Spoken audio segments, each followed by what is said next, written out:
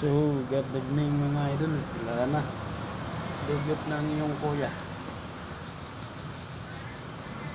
Dahil pauwi na tayo mga idol. No? Pauwi na tayo mga idol. Nag-face na tayo ng ganito dahil pauwi na tayo. Inintay natin yung sahod natin sa Facebook. Mamaya ibigay yo.